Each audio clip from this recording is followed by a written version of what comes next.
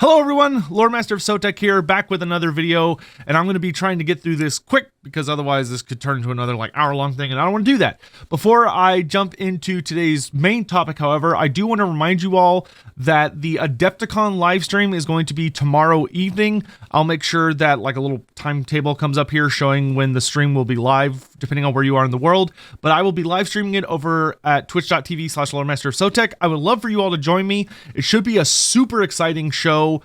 They have pretty much shown their hand that they're going to be doing more Seraphon reveals, and they've taken down all of the old Seraphon kits that are no longer going to be sold, which has shown all the units that are going to be refreshed, which is insanely exciting. They took down the old Koboln Riders, they took down the old Kroxigors, they took down the old Razordons, so I'm expecting at least a couple more big reveals. I don't know if they're going to show us everything yet. We still have at least 2 months before the Seraphon actually are released, so I suspect they're probably only going to show 1 or 2 new units, but I'm really hoping for the Kroxigors personally. But we'll have to wait and see what happens. So if you want to check out my live reaction to all that, also, we're probably going to see some pretty cool stuff for 40k and stuff as well. I personally don't care as much about that, but there seem to be some pretty strong rumors that we might see some cool Tyranid stuff, which that I would find very cool. So do please join me if you'd like for that show. Anyway, let's get into today's actual topic, which is the blog post on the Chaos Dwarfs. So we have the Forge of the Chaos Dwarfs introducing Drazhoath the Ashen, who looks absolutely marvelous. I love the scene where he's recreating that moment from Dune where all the Infernal Guard are standing all super badass, looking like the Sardaukar or whatever they're called in the movie. Great movie, but he looks so badass, and oh god, I love his armor. He almost kind of has a World of Warcraft feel to him, just the giant shoulder pads and armor. But I love how bulky his armor is. This dwarf just looks like a tank, and it makes me happy. Drazhoath the Ashen, the sorcerer prophet of Hashut, is the lord of the Black Fortress and the commander of the Fell Legion of Asgore. His mastery of magic and engineering grew stronger throughout his time in exile at the hands of Astragoth Ironhand, and now he seeks a return to the fold of Zarnagrund. Yeah, because super fun fact, he is one of Astragoth's former pupils, and he was actually a pretty decent pupil before he got kicked out, likely because he was threatening his boss's position or made some sort of minor mistake that Astragoth just took too far. I personally would suspect that Drazhoath was becoming a threat, so Astragoth had him strategically removed without outright killing him. But yeah, he's definitely got an axe to grind. Being equally as proficient with his axe as with sorcery, Drazhoath is a formidable presence on the battlefield, be he on foot or atop his trusty Bale Taurus Cinder Breath. He's equally as daunting outside of battle, too, being an industrial juggernaut and the best in class when it comes to generating armaments and developing settlements. Okay, so we now know that armaments and settlement development are kind of his main focus. With Astragoth, we had it confirmed that Astragoth is very, very big when it comes to the Tower of Zar mechanic. He seems to have some kind of big focuses there, if I recall correctly. So it seems that Astragoth is a little better, maybe more of the diplomatic stuff and manipulating the other Chaos Dwarfs, whereas Drazhoath seems to be pushing ahead relentlessly when it comes to arms and development. So it says here, the Chaos Dwarfs are a merciless race of killers and torturers. After straying far from their kin, the dwarfs to the east were cut off from the western lands during the Great Catastrophe, the emergence of chaos into the known world. They sought refuge in Hashut, the bull god of fire-green tyranny, who laid his dreadful blessings upon them.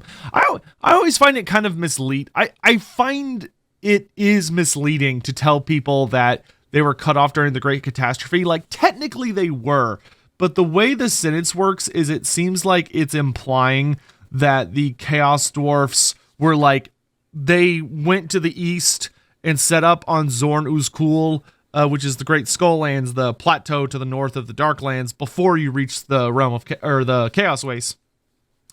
That they were set up there before the Great Catastrophe, and that's not actually true. The Great Catastrophe happened first, and then essentially during the Great Catastrophe, they actually went out there, and the the vortex was created and the demons were defeated before Uzkalak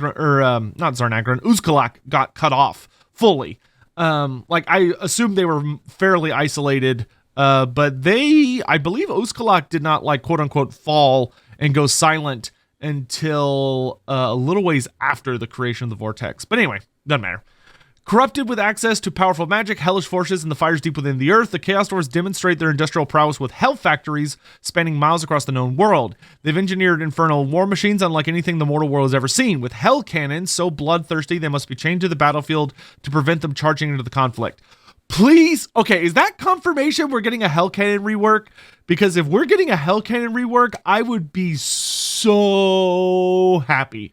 I would be so happy. Hell cannons are not just cannons. They're almost like greater demons. They're these terrifying war machines that are able to literally charge into combat and like crush people beneath their wheels, and their chains like whip around them unnaturally, slicing people in half or like strangling them. And the mouth of the cannon looks like Jaws for a reason. Like it has the ability to like slam down and like snap shut, killing people. Like they're supposed to be dangerous in close combat. I was always so disappointed by their implementation to the Warriors of Chaos, where they look very good and the shooting attack is very good, but they're not melee centric. Like they're supposed to be very tough and very dangerous in close combat, and instead they're super boring. And like I understand it was probably like a limitation of the time, or especially like budget wise, but after we've gotten like significantly cooler creatures like the Necrofex Colossus and the Cygor, where we have these artillery monsters that are also decent melee combatants, like come on, give the hell cannon its due. Like it's time. It's time. All right. All of this is in search of one thing, the blood of Hashut. To acquire it, the Chaos Dwarfs must build the Great Drill of Hashut. The Chaos Dwarfs must collect and corrupt 4 dwarfen artifacts. They intend to bind these to demons, forging them into components required for the construction of this hellish drill. Once complete, they intend to dig into the fabric of reality and breach Hashut's domain. Whoa, okay. But the dwarfs hold grudges. They aren't happy about their precious heirlooms being tainted with the forces of chaos, and they will seek vengeance. Okay, that is super cool and super exciting. So first of all, okay, now we know what they're doing with the drill. They're trying to drill into Hashut's domain. I'm curious if Hashut's... So they've mentioned prior that their drill is going to like rip between dimensions. So I assume they're trying to literally go to where Hashut is in the realm of chaos to get his blood. So presumably the blood of Hashut is a material that they can use to like make something truly horrible. Like I bet it's probably going to be like fuel for some kind of horrible monstrosity, or it somehow like provides them with an insane amount of power. So I'm really, really glad we're getting more details on that. The big thing, though, I am so pleased that the dwarfs are the main antagonists of the Chaos Dwarfs. One of my kind of, not worries, but one of my like minor concerns was that the dwarfs wouldn't really play much of a role because, this is Warhammer 3. The dwarfs aren't really super relevant to what's going on in Warhammer 3. Like on its individual, obviously in Immortal Empires, they're a big deal, but Immortal Empires doesn't have a narrative. It's much more sandboxy. Like you kind of have to make your own narrative when you play Immortal Empires. Whereas if you play the quote-unquote Realms of Chaos campaign, you have the provided for narratives that are actually pretty fun, in my opinion. Especially now that they've like added in a lot of quality of life features. I've been recently playing through the Grand Cathay campaign because I want, I'm chasing achievements, and it's like, oh, this is actually much better than it used to be. But in any event, I am very, very happy that the dwarfs are going to be featuring as the big bads for the Chaos Dwarfs. That's the way it should be. Building up to an epic confrontation between the Karazhanko dwarves and the Dawizar is that's perfect. That it has to be one of the major letdowns of Warhammer Fantasy is we really never got a really awesome showdown between the Chaos Dwarfs and the dwarfs. Like every single time we see the Chaos Dwarfs fight the dwarfs, It's either like a fairly short couple of pages in a Black Library book, or the Chaos Dwarfs are basically just like a small attachment on the side of a Warriors of Chaos army. The fact that we actually are getting to have a big showdown where it's just dwarf on dwarf is, oh, that's so good. I'm very, very excited for this campaign. I cannot wait to corrupt some dwarf shit and piss them off and get put in their book. And then when they come to get vengeance, I'm going to crush them for my own form of vengeance. Because Chaos Dwarfs have abandonment issues. But very, very exciting. So the whole thing about it being like dwarven artifacts and precious heirlooms, I must admit that I kind of have this hilarious idea in my head of, could you imagine like you're playing a versus campaign with someone in Immortal Empires and they're playing Thoric Ironbrow, and like you actually are able to like take the Thoric Ironbrow players' heirlooms and corrupt them to chaos? How pissed the Thoric guy would be. Like if, oh, that would be so funny if you could do that. I'm 100% sure that would not be possible, but if it was, that would be super hilarious as a way to just like troll the shit out of a dwarf player. Anyway, so we have the Hellforge. The Chaos Dwarfs are well known for creating some of the most nightmarish machines of war known to man, and they never cease to improve their tools of destruction. Never satisfied, never satiated. The Dawizar's infernal industry will stop at nothing until it forges the mightiest military possible, regardless of the sacrifice demanded by this roaring fire. While powerful, there are limits on the number of available Chaos Dwarfs and other units beyond the laborers at any one time. This cap can be raised through the further spending of armaments to craft additional weapons and armor in the Hellforge. As the unit cap grows, so too does the Hellsmith's proficiency, unlocking further upgrades. When the Chaos Dwarfs can't build their units wide, they most certainly build them tall. Hat reference. Okay, so that's super interesting. So we've already known that the Chaos Dwarf units have unit caps. The only units that do not have unit caps that we've seen so far are the Hobgoblin units and the laborers. So the Goblin laborers and the Orc laborers, which are the slave units.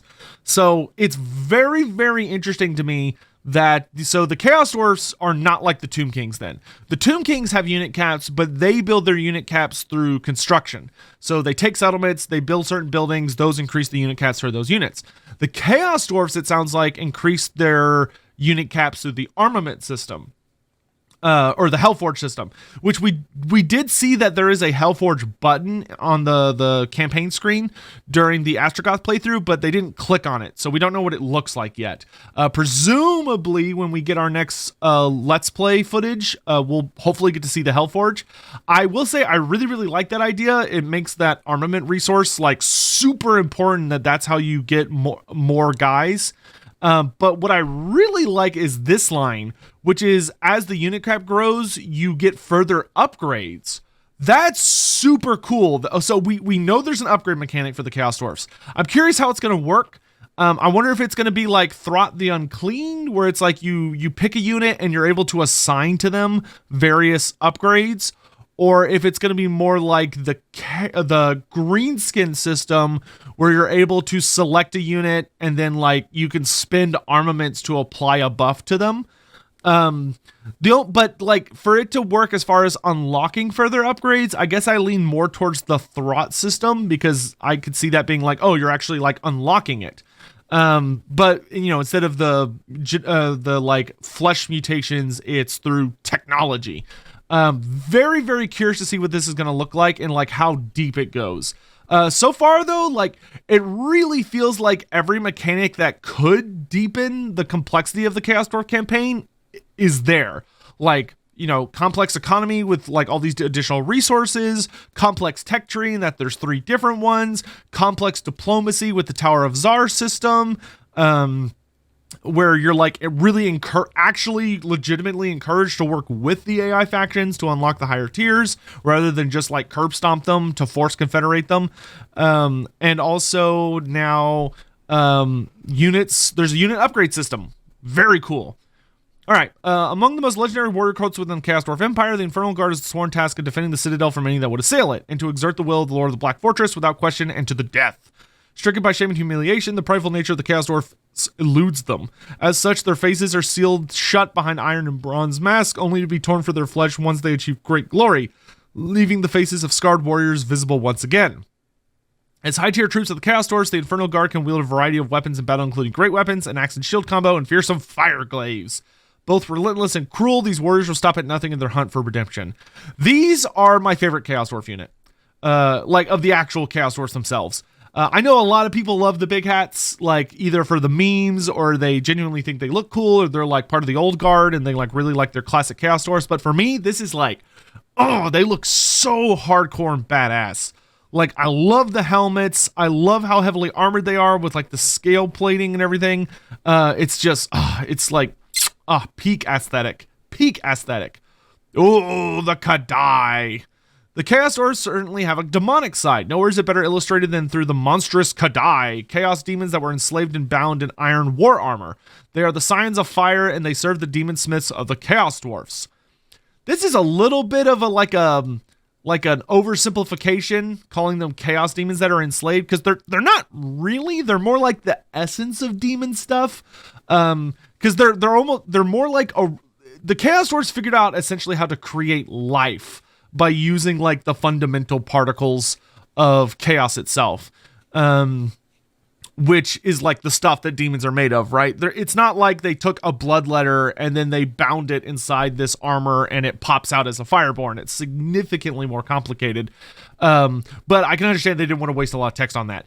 If you would like to get a lot more further details, though, feel free to go check out my Chaos Dwarf Q&A. You could skip right to the Kadai section. The Chaos Dwarf Q&A is so nice. Like, all the episodes are labeled, and if you watch an episode, there are timestamps down below for all the different questions, so you can just skip to one that you find relevant, or you can watch the whole thing. You know, just saying. First up, we have the Kadai Fireborn, the mighty demonic fire elementals forged from demon essence and the hot magma beneath the surface.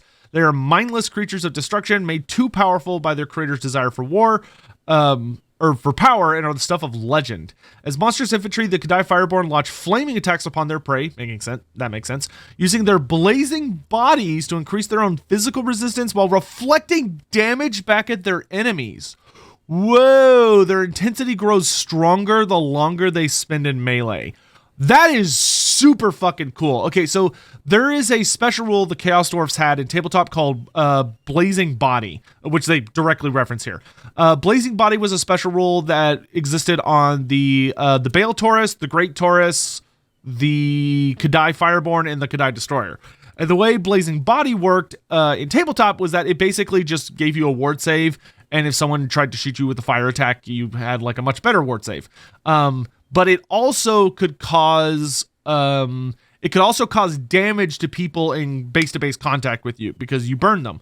So the way they're interpreting this, which is super fucking cool, is that it gives you physical resistance, but it also gives you melee damage reflection, which is a new attribute to Total War Warhammer 3 that I personally fucking love. I think melee damage reflection is super badass. I don't know how good it is as far as like how much it actually affects gameplay. I am not the person to talk to that. I just really like the idea of it. Whether or not they need to make it more or less powerful, I have no idea.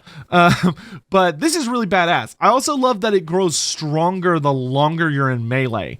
So we do have numerous effects in the game where if you go into melee combat, you have like Scarbrand has this. Though I think his is based on kills, but there are certain abilities that the longer you spend in combat or spend just doing something, you have an ability that slowly gets stronger until it hits a max.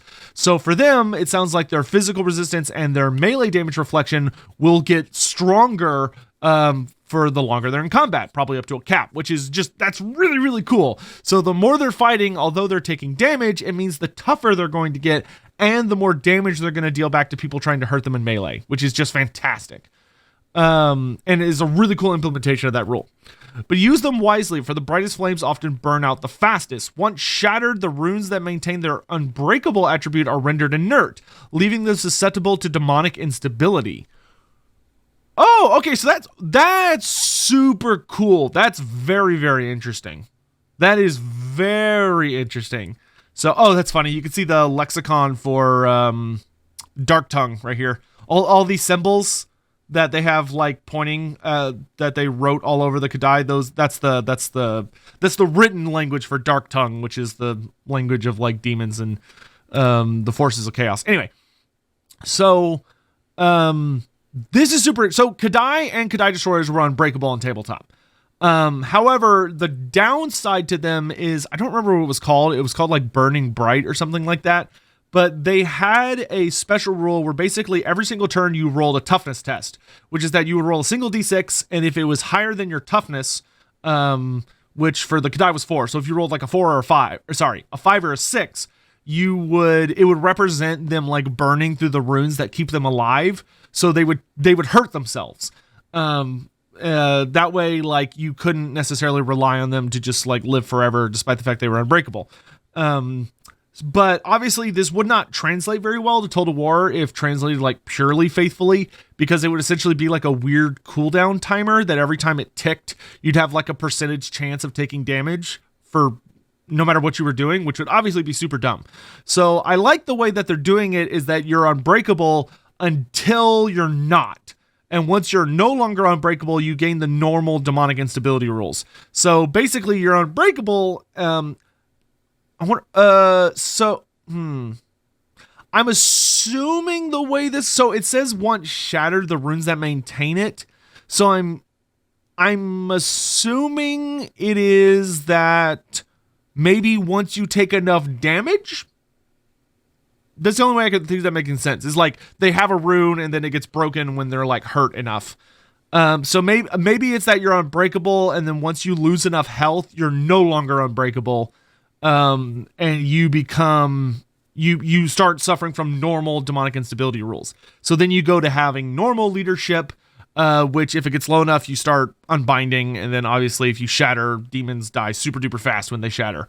So that's really, really cool. I like that a lot. That's a very flavorful way to interpret that while still feeling fair, in my opinion. It also means that if you lose the unbreakable trait, you're not instantly dead. You're just dead if you're in a bad enough position that your leadership falls apart. But that's very cool. Oh God, look at that art, man. That artwork is so beautiful. Like the models look great. The artwork though, this just makes me want Araby so bad, man. Like give me Araby with a unit of lesser elementals, and then for their monsters, give them the elemental incarnates. Oh my God, it'd be so badass. Anyway.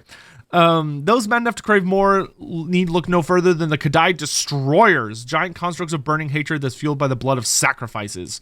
As the biggest and most expensive unit the Chaos Dwarfs could ever conjure, these monsters are a rare but terrifying sight. With anti-large and wall breaker capabilities, the Kadai Destroyer lets nothing stand in its way. Its size allows it to charge across the battlefield, sending its units flying as it shreds those who stray too close. And weirdly, they put it at the bottom. I have some bigger versions of this image I'll show in a minute. And then Ulrika Magdova. Damn, she looks fine. Like, whoo. So she's dual wielding. So she's got a rapier and dagger. She's got a bow. So last week we took a look at Gordo's Backstabber, the sneaky legendary hero arriving as part of the Chaos Dwarfs DLC. However, he won't be the only heroic addition. Transformed into a vampire against her will, Ulrika Magdova of Kislev is the ultimate hybrid combatant. Proficient melee combat, deadly at range, and a spellcaster, Ulrika can fill any role on the battlefield, boasting the best traits from Kislev and the vampire counts. She bites. Ulrika Magdova is included as a free addition to the Kislev and Empire races of Warhammer 3 and Update 3.0. And they tell you how to get her. I will say, I adore her. She looks so hot. Like, man, that face. This looks like it's a render of the in-game model too. So it's like, man, CA has gotten so much better at making like female characters. Damn, she looks good. I love her outfit. It looks absolutely amazing. It's like a really cool, badass version of like the Kislevite outfits we've seen. I also think she's going to be such a helpful character to Kislev players. We've had it confirmed via a leak from, I think it was like Games Magazine or something, that she has the lore of shadows. So she just has the full lore of shadows. She doesn't have like a mixed lore or anything. And bringing the lore of shadows to Kislev, immensely helpful. Lore of shadows is a super powerful lore, and the lore of Kislev is a little right now. It definitely needs some considerable tweaks. but also like just having a melee combatant with the hunger who can run around and wreak havoc and is also a powerful archer, so she's able to get out there and just start pewing people. My only complaint with Ulrika is I think she should be available for the vampire counts as well.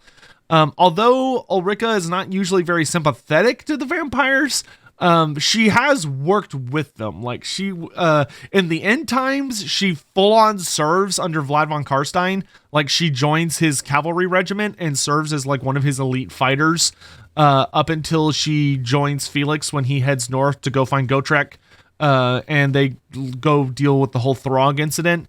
But she also served with the Lamians for a long time, because the Lamians were the ones that actually taught her how to control her vampirism, like to control her vampire urges and how to like blend in with humans and be able to like at least kind of live a life among them. But I adore her so much. I know she's not gonna have like unique interactions with Gotrek and Felix. That's just not really how the game works. Where like you're not, if you have characters in the same army that don't really talk to each other, as much as I would sell my soul to have like League of Legend type interactions with Ulrika and Felix talking, because they're ex-lovers, though. The Gotrek and Felix series definitely played very, very hard with the will they, won't they with Ulrika, despite the fact she was a vampire. There was a lot of like kind of teasing throughout the series of maybe Felix could learn to, maybe she could learn to love him. They loved each other because they were lovers when she was human, and then they constantly had the will they, won't they when she was a vampire, kind of, playing with this idea of, could they set aside their differences being undead and human to enjoy their time together while Felix is alive? Or can she convince Felix to, give up his mortality and become a vampire so he could spend eternity with her? Or like, any number of circumstances. And like, it's a whole thing. It's very dramatic and beautiful and wonderful, and it takes place over like many, many books. Ulrika has her own trilogy of novels. I actually haven't read them. I've got it sitting on my shelf. I just haven't gotten around to reading it yet. But she has her own omnibus that you can pick up. That's fantastic. I will say I love her outfit here significantly more than her outfit that she's traditionally shown with. Ulrika's outfit that's appeared, not that it's bad, but just her traditional outfit that's been sketched by artists that do the book covers, usually had her kind of more like, she looked more like kind of a traditional vampire count and less Kislev. Like this, she's like, no, she went home. I think she's from Fort Strakhov, but like she went home and got like her super badass Kislevite gear and is like, all right, I'm coming home. But she looks amazing.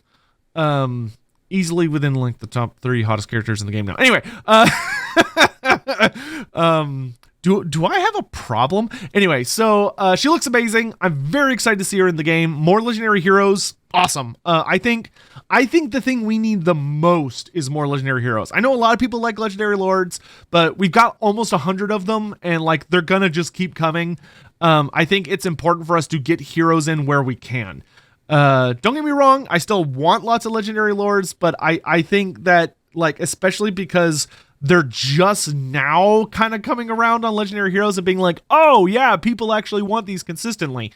Let's front load the legendary heroes a little bit. Let's really focus on getting lots of legendary heroes in the game, and then you can kind of settle back into like a more balanced distribution. But legendary heroes, they just add so much to every campaign, right? Because like Ulrika now could improve, whether you're playing Karl Franz, Volkmar the Grim, Balthazar Gelt, Marcus Wolfhart, Boris, well, not Boris Todbringer. One day, Toddy will get you. But Boris Boca, Katerin, or, oh my God, not Rasputin, Kostaltin. Like that's, 7? Yeah, 7 different campaigns that now have access to a super badass new character. And she's going to be useful in all of them. Like a melee combatant with vampire stats that has the hunger, so she can regenerate in close combat. She has the Lore of Shadow, which is a very, very good lore. And she has a powerful shooting attack. Like, there's literally no army build that will not be good with her in it. Now, lore-wise, will you run her in all of your armies? Well, that's up to you. I could definitely see Grand Theogenist, Volkmar the Grim having some issues with a vampire in his armies. I could also see Kostaltin maybe having some issues with the vampire in his army. I think pretty much everyone else would be totally fine with it, but because she's like consistently a good guy. Though I actually would not be surprised to see Kostaltin be a little more wiggly on that than he initially appears, because Kostaltin is much more manipulative with how he applies his faith than like Volkmar is. But in any event, very, very excited for her to be added to the game. I can't wait to play with her. And then they confirmed that next week we'll be looking at Zatan the Black, which is going to be awesome. I really can't wait. And then I wanted to show y'all these. I have a better version of these pictures, which, no, it's basically the same size, to be honest. But like, oh my god, this is really cool. I love how they got like this random random metallic bits of like trains and some kind of steam engine looking thingamajigger, which clearly is like how they came up with all these bits. But the Kadai Destroyer looks so good. And look how big, how they have this little Cathayan guy here. Like, look how big this fucker is. And god damn. And we already know that he has the wall breaker skill, and I forgot what the other one was. But he looks amazing. He looks absolutely amazing. I love that it's actually like a full-on molten monstrosity with just big spikes and shit everywhere. Looks great. I can't wait. I cannot wait.